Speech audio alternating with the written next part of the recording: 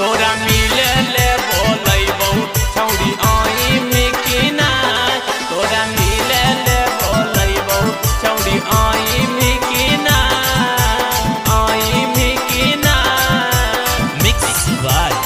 किरण recording studio हड्डी मोड़ हैरा जमुई। तोरा फोन हवा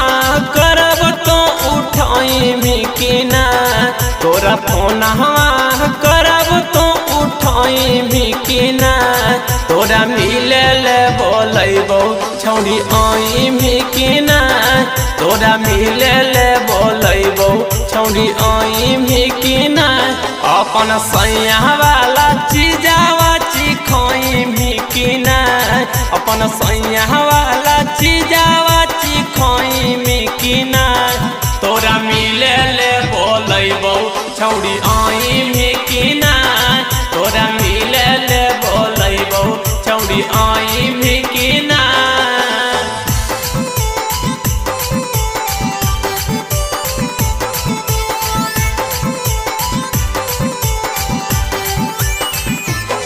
तोरा मिले ले बोलैबौ छौरी आइमी कि ना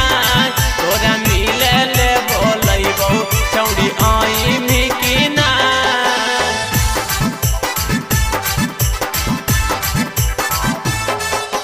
जबे बोलैबौ तबे तो अइहो सुने हमर बतिया हमी तहियौ सुने गे छौरी बचपन के संगतिया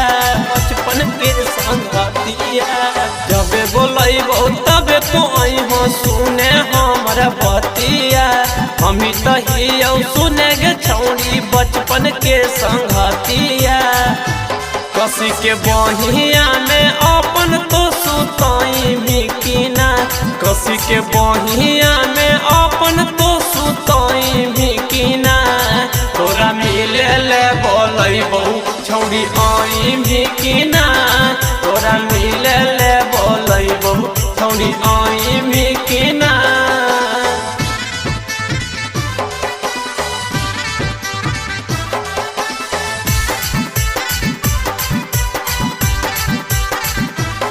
तोरा मिले ले बोलैबौ छौरी आइमी कि ना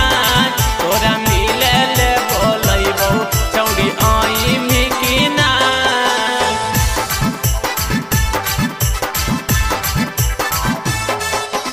प्यार कैलियो सदियो करब छोड़ब नहीं साथ गे